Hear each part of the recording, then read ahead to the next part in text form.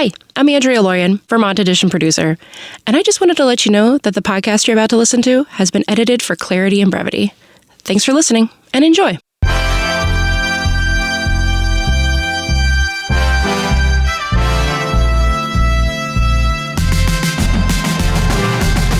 This is Vermont Edition. I'm Michaela Lafrac. It is almost time for Vermont's Town Meeting Day, the Super Bowl of local democracy. Tomorrow, voters across the state will weigh in on local issues and get to vote in the Republican and Democratic presidential primaries. Now, if you are not registered to vote, you can still register today or even tomorrow at your polling place. And if you need more information about the basics of Town Meeting Day, be sure to check out our Town Meeting Day guide on vermontpublic.org. Now, today on the show, we're going to learn about some of the key votes that are happening in towns and cities across the state, from Brattleboro to Greensboro. But first, ahead of Town Meeting Day, there's a relatively new tradition that has cropped up in many Vermont communities. A number of schools now host debates and votes of their own for kids. Late last month, about 50 students at Woodbury Elementary School in Washington County gathered in their cafeteria/gym for a mock town meeting. Vermont Edition producer Andrea Lorian went to check it out. At Woodbury Elementary School, direct democracy has become an annual tradition. We assemble at this mock town meeting to take action on two important questions. You, the students, our Woodbury Bears, will decide how the school will spend its time and how the school will spend its money. That's Woodbury Town Moderator Stephen Murphy, and he's here for the school's second mock town meeting. Just like last year, the students went through the exercise of registering with town officials, each voter wearing a name tag so they could be identified when speaking. And like last year, there are also two items on the agenda in need of community input.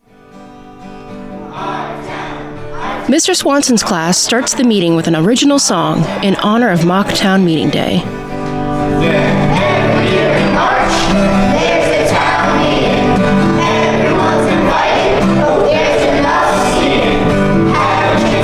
After that, it was time for the democratic process to begin. For Article 1, the students have to choose. Would they like to tap maple trees and sew? A vote against those activities would mean they would instead do carpentry and cook. After everyone who wanted to speak had a chance, Murphy instructed the students to vote by voice. Okay, so all those in favor of tree tapping and sewing, say aye. All those opposed, say no. The noes have it. Article 1 fails. Which means that Woodbury Elementary will participate in outdoor carpentry and cooking.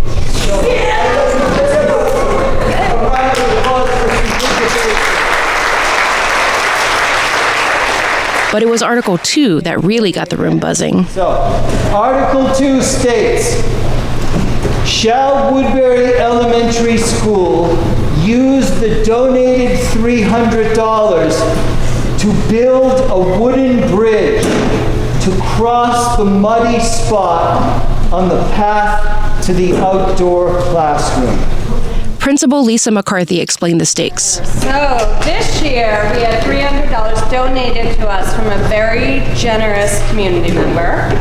One thing that had been coming up specifically was some students feeling like we could benefit from new soccer goals. However, recently, kind of throughout the school year, but more so recently, I've heard a lot of talk about the muddy patch to the outdoor classroom when we go outside for eco. Some kids saying you can't even get around it. I get my boots muddy every time. I think everybody knows what I'm talking about. So either a wooden bridge to walk over a muddy patch to an outdoor classroom, or new soccer goals on the playground. With that, arms shot into the air to voice their opinions. My name is Lucy, and I think that we should use the money for the bridge, because then more than one person could cross at a time,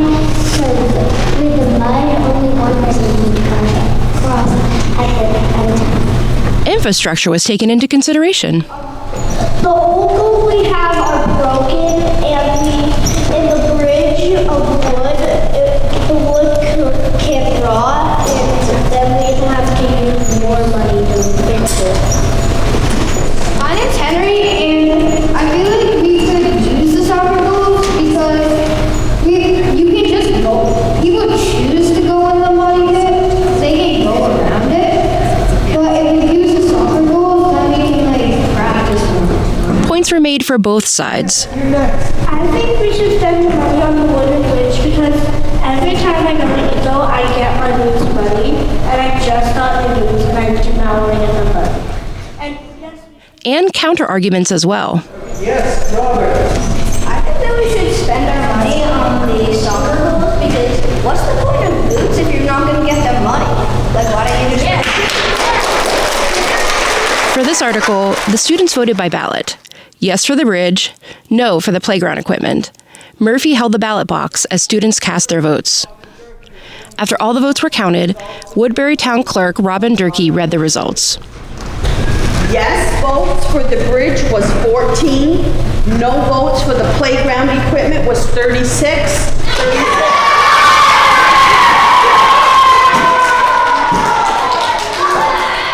With the mock town meeting adjourned, Murphy and McCarthy observed what had changed from the previous year. I thought there were more speakers here this year. Interesting that initially it was some of our youngest students who wanted to speak first.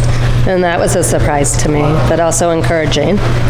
By next year's mock town meeting, the students at Woodbury Elementary School will have had plenty of practice time with their new soccer goals. That was Vermont Edition producer Andrea Lorian. She recently attended the mocktown meeting at Woodbury Elementary School. Today on Vermont Edition, we are learning about town meeting days all across the state. Ahead of tomorrow, we are headed to Cambridge in Lamoille County. Tomorrow, residents there are going to be voting on how they vote. Pretty meta, right? Well, here to explain is the town's select board chair, Jeff Coslett. Jeff, welcome to the show.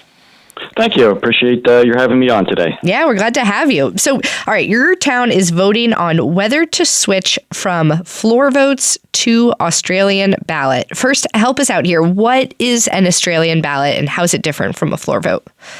Sure. So there's actually 3 articles that we'll be considering how we're going to be electing our town officers, how we would vote on budgets, and then the third would be any other matter, which is a public question. So the distinction between a floor vote and Australian ballot really comes down to the preparation that goes into town meeting. With Australian ballot, a lot of the work is done ahead of time, and once the the officers are nominated by the time a budget is prepared, there's really very little after those things have been completed under Australian ballot to modify them. Whereas with floor voting, you have the opportunity to have discussions on the floor during town meeting where you can make amendments, changes. You can be more spontaneous with floor voting when it comes to electing officers for the town as well. Mm. And I know a lot of communities across the state have been debating, switching back and forth between floor voting and Australian ballot, particularly since the pandemic. How has voting in Cambridge changed over the years? It has historically been a floor vote. Now, of course, that changed in 2021 and 2022 because of the pandemic, and all town meetings were held differently at that point, regardless of whether the town had voted specifically to go to Australian ballot. Because of the gathering restrictions, all business for the town was conducted by Australian ballot for those 2 years. Prior to that, though, and then for 2023 last year, and then for this current town meeting, we have been, we've gone back to floor voting. One of the things that Cambridge did was in 2017, after town meeting, there was some questions, comments by some of the residents that they didn't feel that there was as much engagement as there should be with the matters of the town. So a community engagement team was formed, and they studied a number of areas where community engagement could be improved. One of those areas was whether to switch to Australian ballot, and would that increase engagement. The engagement team ultimately, after studying the matter, made the decision to remain with floor voting, so the town did not switch over to Australian ballot. I would say, though, the question comes up almost on an annual basis, and particularly after the 2 pandemic years where business was conducted by Australian ballot. The select board, when hearing from the residents, made the decision, let's let the voters decide. This is something that should be broadly based. It shouldn't be a decision based on a small group or, even just the select board. And how do you help educate the voters of Cambridge about this issue? So, as you said, it does seem like these kinds of conversations come up every year right around town meeting day or just before. But still, a lot of folks don't know what the difference in the types of voting is, and might not really see the importance. How do you help people kind of figure out this issue? Well, that's a good question, and honestly, it was a question that I didn't have a good answer to because I did not understand the ramifications of going to Australian ballot. So it was a matter of doing some research, working with our town attorney, and the ultimate product out of that was a series of 4 informational posts that went out on Front Porch Forum. The first being to just provide the background, why we are considering, the question of whether we would go to Australian ballot. And then the next 3 posts were specific to electing officers, voting on budgets, and then the last being addressing public questions. So the intent was to provide a baseline of information. I tried to make it clear that it was not an exhaustive explanation of Australian ballot, but just wanted to kind of give a high-level overview. Well, outside of these items that folks will be considering tomorrow, Jeff, what is your favorite part of town meeting day in Cambridge? Oh, the social aspect of it. Just seeing people that you don't get to run across very often through the course of the year, not only during the meeting itself, but there is a lunch that's held at the meeting is held at the Cambridge Elementary School in the gymnasium, and then downstairs is the cafeteria. And it's just a great opportunity to have conversations with people that you don't get to see very often. Well, Jeff Koslick, Cambridge's Select Board Chair. I hope you have a great time tomorrow at Town Meeting Day. Get to enjoy some food as well. Thanks so much for joining us. Thank you very much. Let's go to Lori in Heinsberg next. Lori, you're on the air. Go ahead. Hi. I've lived in Heinsberg for decades, and I've always been in favor of the budgets. I've always voted in favor for my town and for the school, but we can't this year because it's too much money. They just, we can't afford it.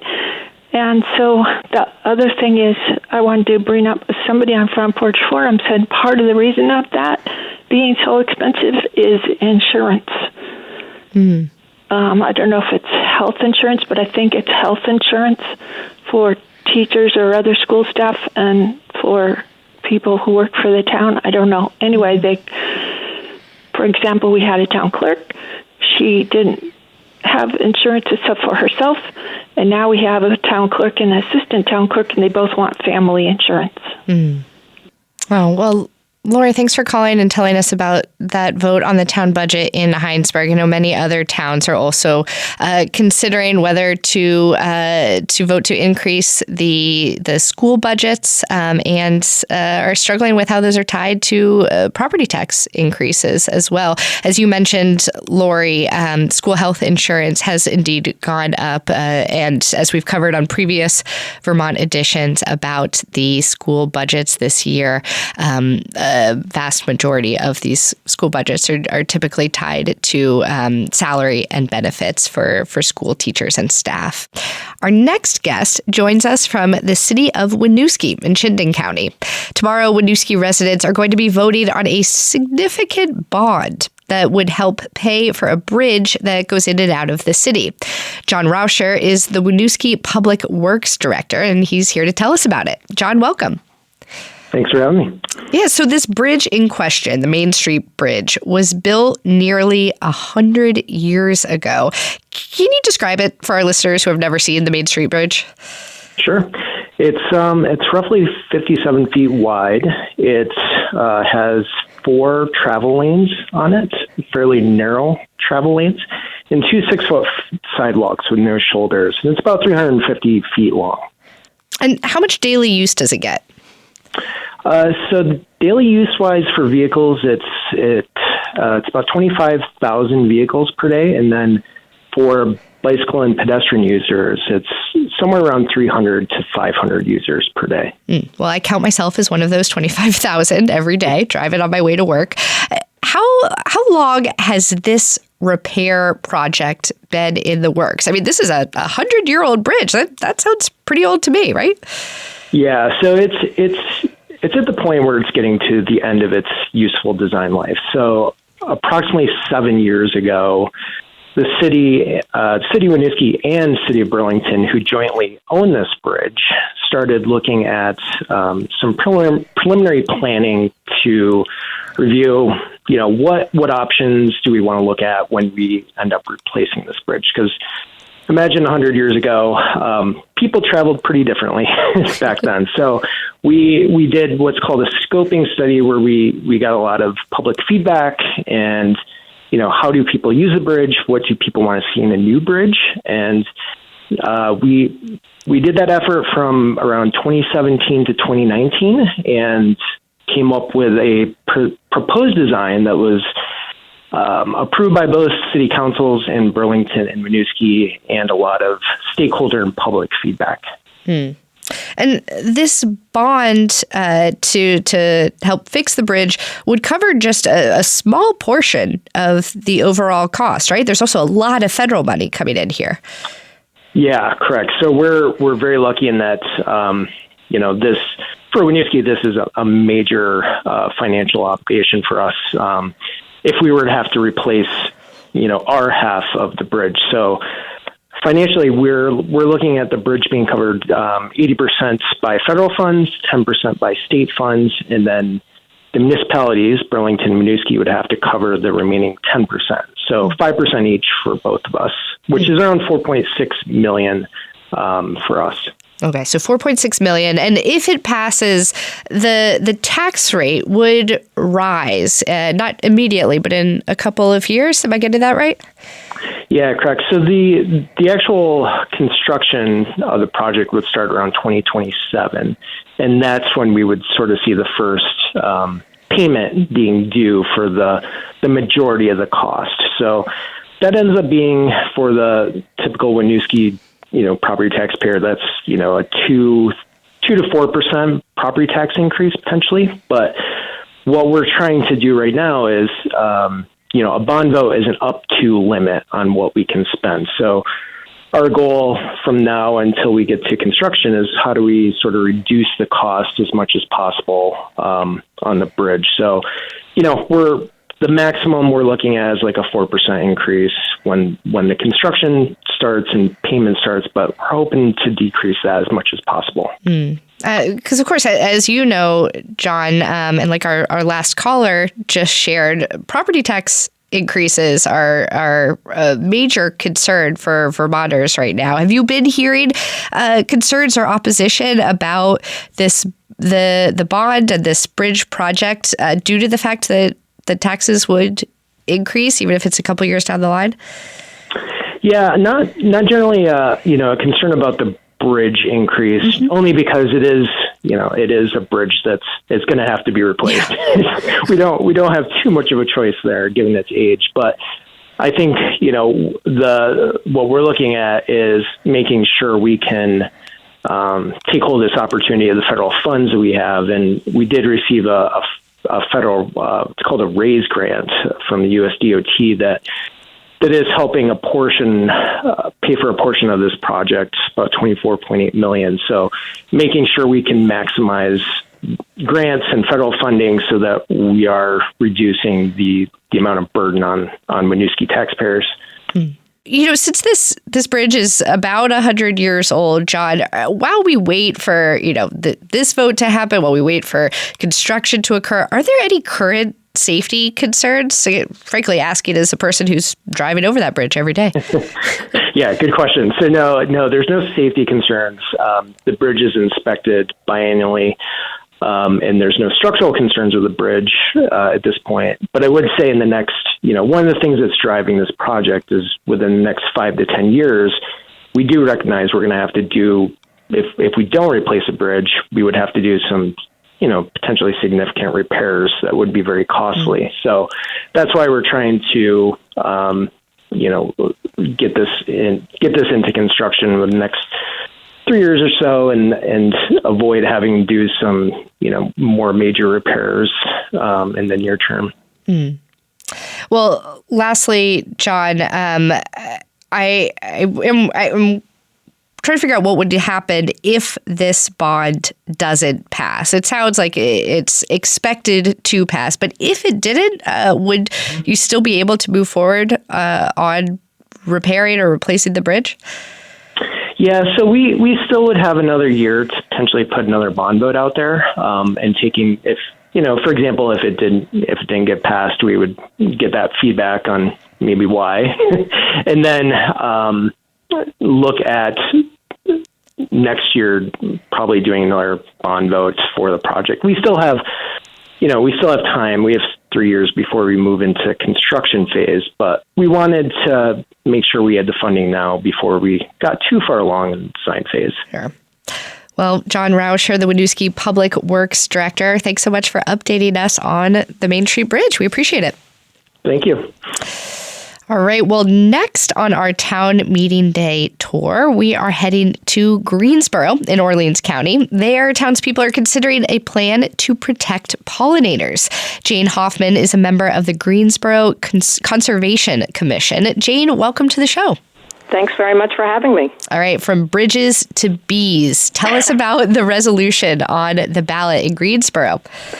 Well, to give credit where credit's due, Greensboro resolution is based on a similar resolution adopted by Cabot in 2019, which I came across, and there was already a level of awareness about the need to support our pollinators in Greensboro, which was evidenced by, we have pollinator patches at the Free Library. Emily Purdy, the children's librarian, is planning to do a pollinator program soon for the kids there.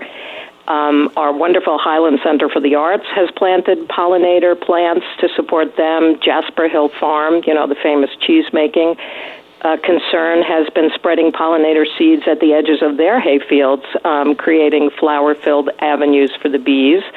And I just recently found out that the gardeners who tend the community garden on the town green plan to add native plants to the garden. So the resolution seemed the next logical step, and it will formally declare Greensboro a pollinator-friendly community. It would recognize the various agricultural benefits of the bees, and recognize that bees are a necessary component for a healthy ecosystem. And it urges the town and its residents to support the pollinators' health by avoiding the use of insecticides whenever and wherever possible, planting more pollinator-supporting plants, promoting native plants, and finally reducing our mowing frequency to allow the plants that the pollinators and especially the bees need to grow up. So we're very excited about this, and we're very hopeful that it will be supported at town meeting. Now, I recently returned from a trip out to Berkeley, California, which is famously passed a resolution decades ago to be a nuclear-free zone. And it got me thinking about resolutions. This one, like the one in Berkeley, is non-binding. It can't force anyone to do anything. How exactly would it work? What kind of change could a resolution like this bring up for Greensboro? Well, I think it's got an educational component more than anything else. As I said, there's already an awareness, and, bringing this up at town meeting when we're all together can really educate, hopefully, even more folks about the need. They may not realize that having certain plants in their garden, will be helpful, and that perhaps others would not be helpful, like some invasives. So we're just hoping that this will, bring this idea to the fore. And it's non-binding. It's just suggestion. The town will take steps to, implement this resolution. And for, as you said, it's non-binding for folks, but we're just hoping that, when they find out more about the importance of pollinators, they say no farms, no food. Well, no bees, no food. No pollinators, no food. So, it's in your own self-interest to support our pollinators. Now, Jane, as you mentioned, Greensboro is not alone in trying to push protections for pollinators like bees.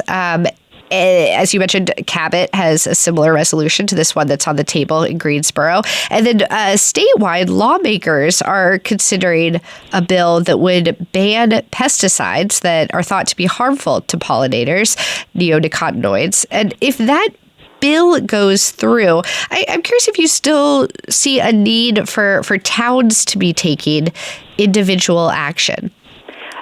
I do, because, first of all, H706 won't take effect for several years.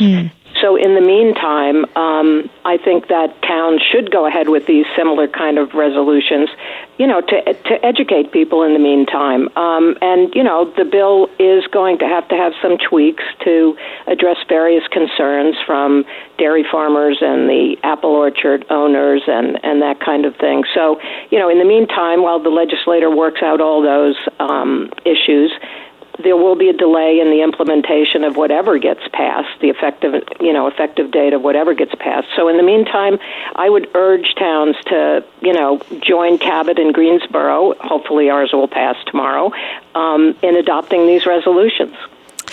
Well, outside of this resolution about protecting pollinators, Jane, could you tell us a little bit about your experiences with Town Meeting Day in Greensboro, how it works? What's your favorite part of the day? My favorite part of the day is seeing everybody, together and, listening to everybody's concerns, the various voting. So it's always been a great experience, and it's a very collegial group. People might disagree, but it's very civil in Vermont. Thank God. Most of the time we're very civil when we disagree. My favorite part is just watching democracy on a town level take place. It encourages me for compared to what's going on sometimes in the rest of the country. I love town meeting. I look forward to it every year. And, as I said earlier, I'm hoping people will support this resolution and we have another successful meeting.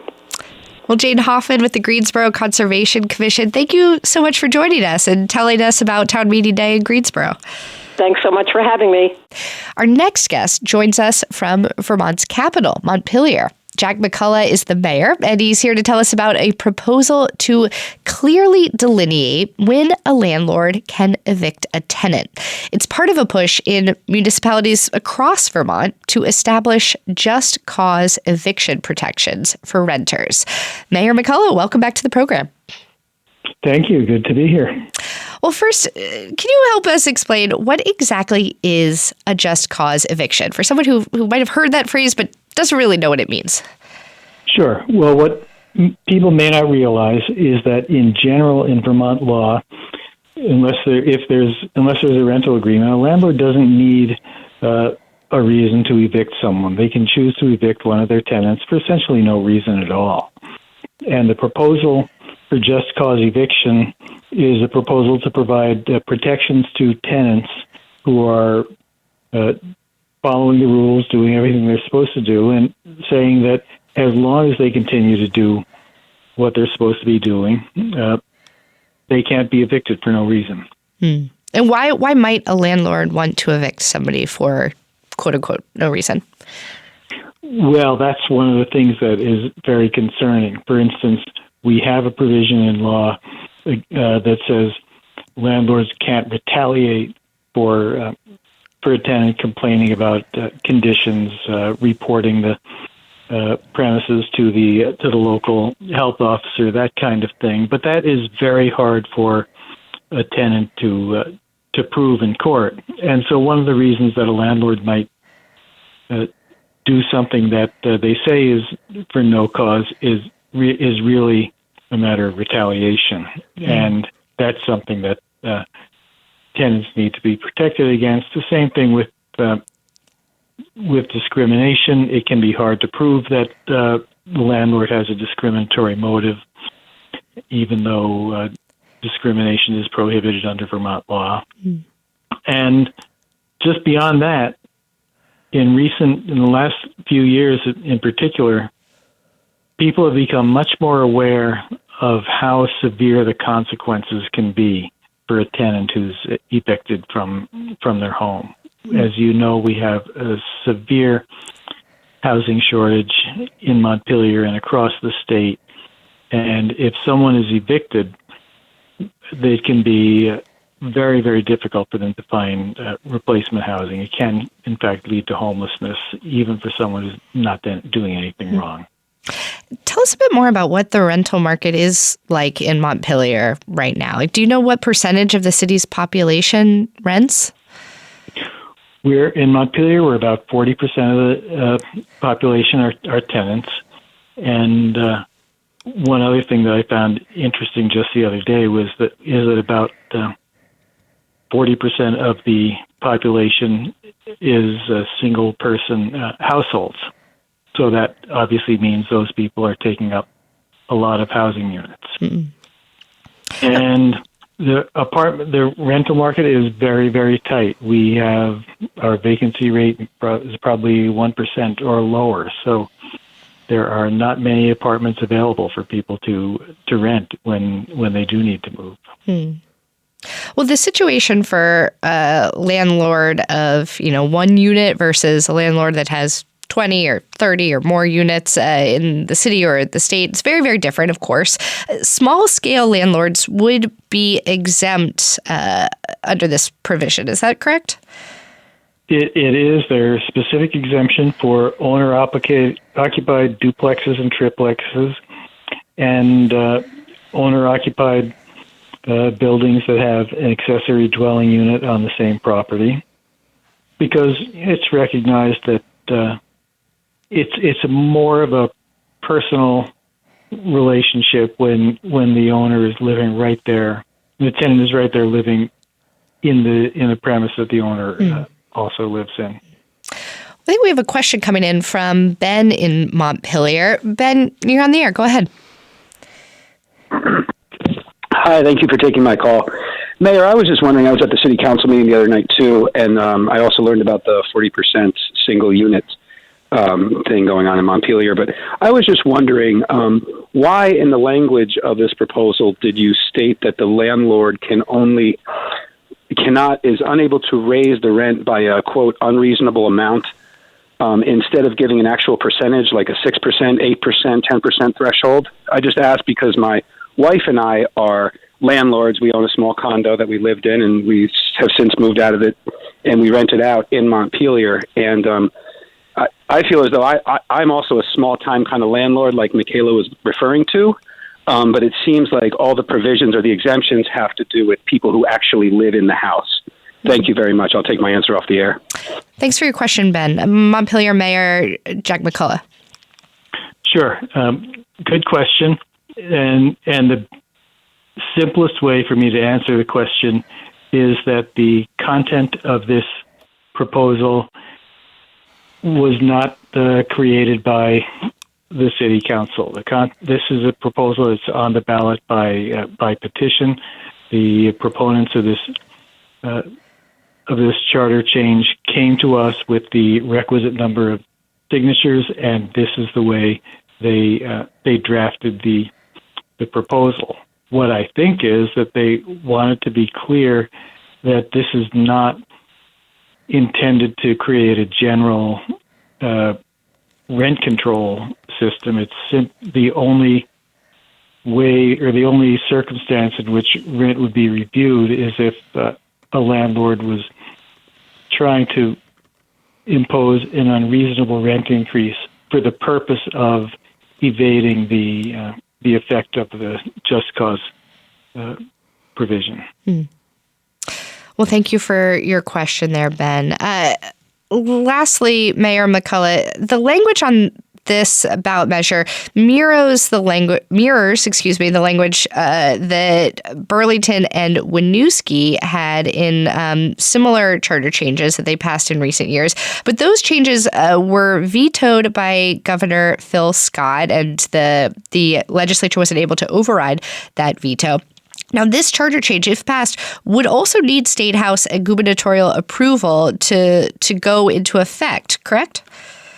Yes, that's right. It's a charter change, and it goes from the voters to the state legislature.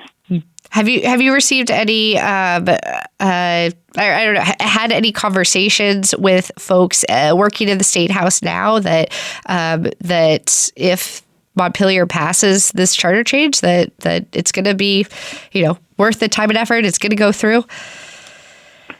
There's no guarantees in this. Montpelier is not a stranger to this kind of thing. When our voters passed the non-citizen voting provision a few years ago, we actually had to go back to the legislature a couple of sessions before we could get it passed. So I think that this could very well be the same thing, that we hope to have the voice of our voters recognized, but we also know that for a lot of these things, it's a long-term thing. It's not simply a quick fix for anything. Right.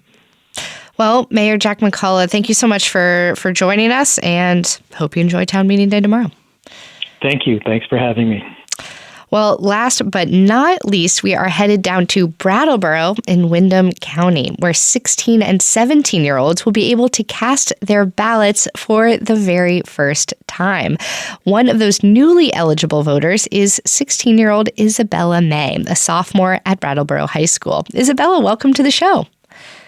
Hi, thank you so much for having me. Yeah, we're so glad to have you. And tomorrow is going to be your first time voting. How are you feeling?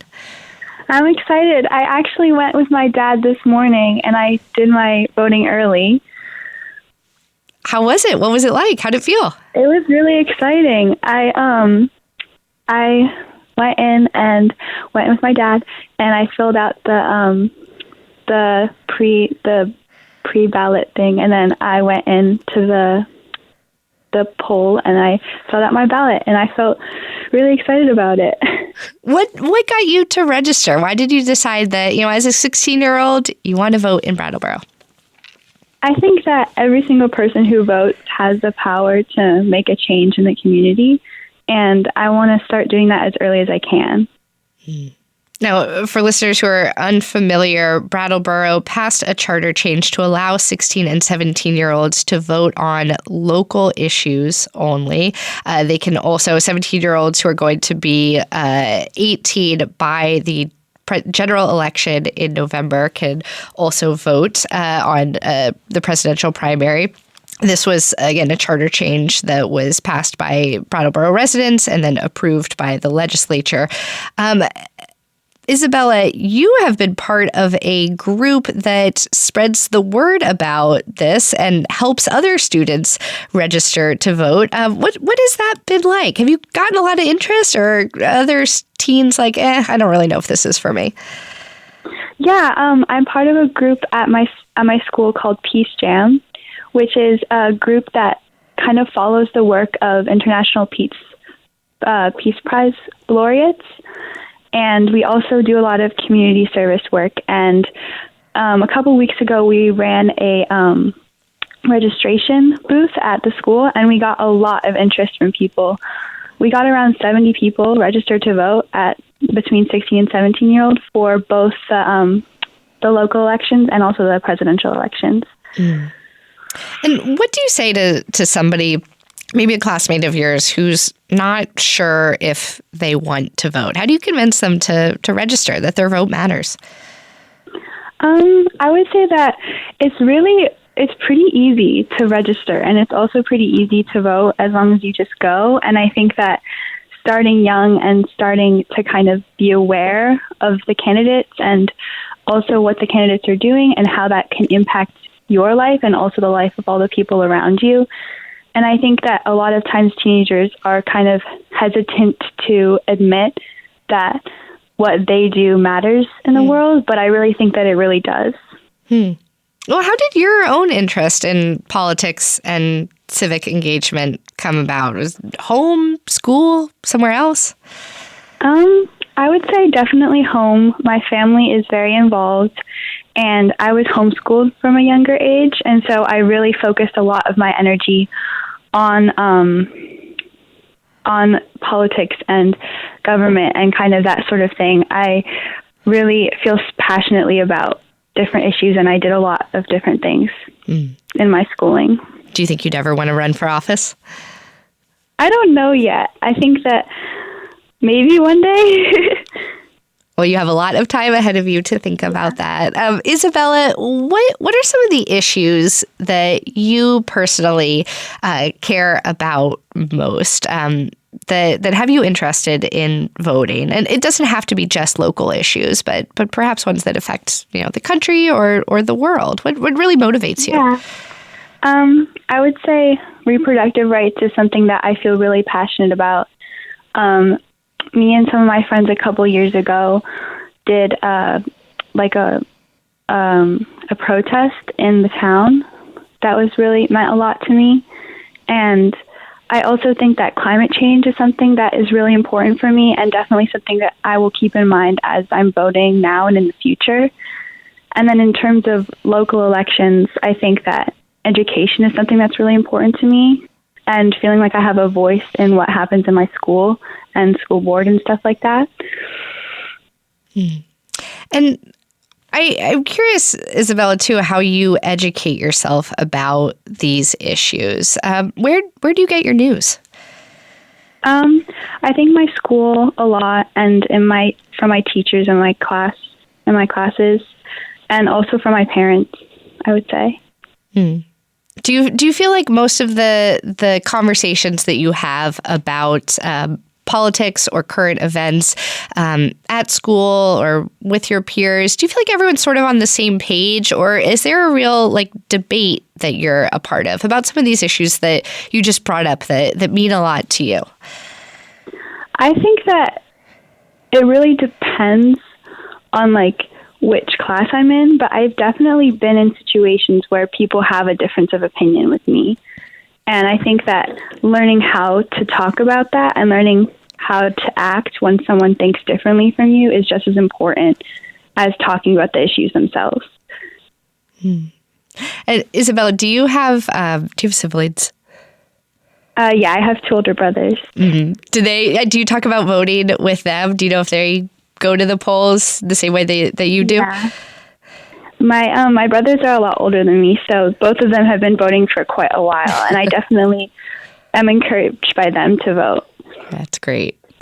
Well, Isabella May, congrats on casting your very first ballot. That's a huge deal, and we're really appreciative that you joined us today during a school day to tell us about it.